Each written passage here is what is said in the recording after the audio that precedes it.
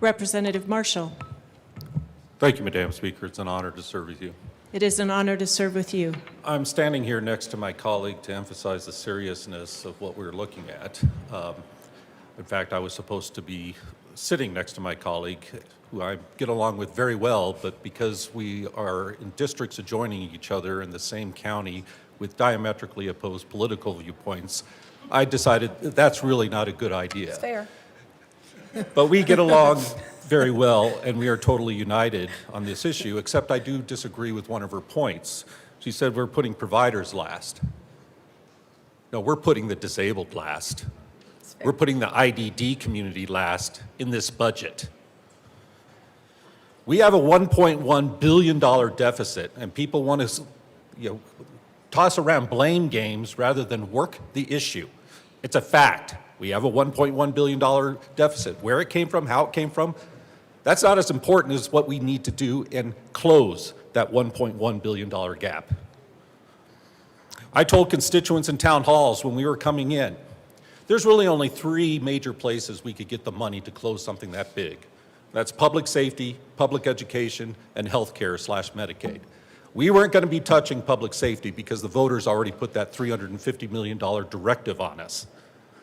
Public education, everyone politically will say, well, we closed that budget stabilization factor, so we're not going to touch that. But I told them, yeah, we're probably going to cut it and say we didn't. We'll do some machinations on counting, and it'll get less money, but we'll say we didn't cut it. But the money is going to be coming out of Medicaid and Medicare, and we know that, out of health care.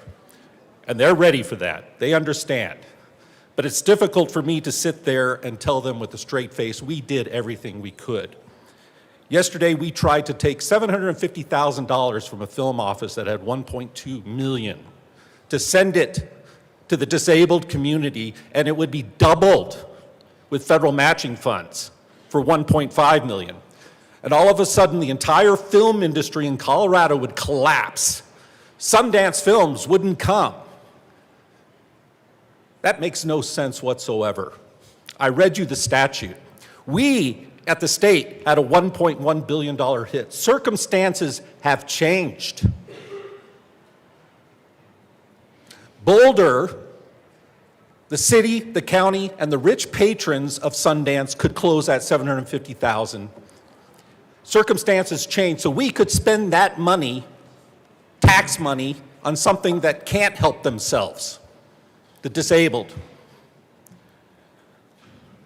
We had a $3.4 million tax credit for Sundance. And I said, hey, what's going to, everyone said, no, don't worry about it. Comes out of Tabor surplus. Guess what? No surplus. Coming straight out of our general fund, which means straight out of Medicaid and K through 12. And I like Sundance. Everyone thinks I hate it. They think I hate Boulder. That's not true. There was no reason for Boulder. Boulder's great. They were never going to Cincinnati. They were never going to Salt Lake City and staying in Utah. They offered $2 million in Cincinnati. They offered $5 million in Salt Lake City. We, on an equal basis, didn't have to give them $1. Cincinnati had to give them $80 million to come there. And Rep. Marshall, I'll just direct you back to Hickpuff. We're talking about the money that we're spending here, sir.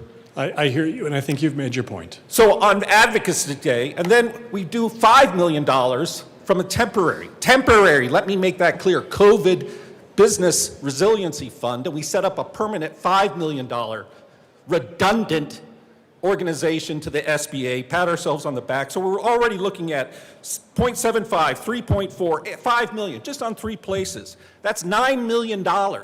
And if we put it to the disabled, it would be doubled by federal matching funds for $18 million. That's starting to sound like real money that can help people.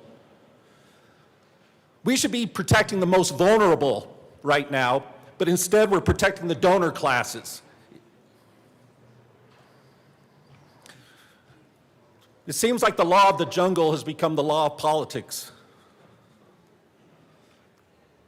The strong are getting all the loaves of bread, and we're just giving crumbs to those who can't help themselves. We could go back and renegotiate some of these deals and claw back money to help the people that need help.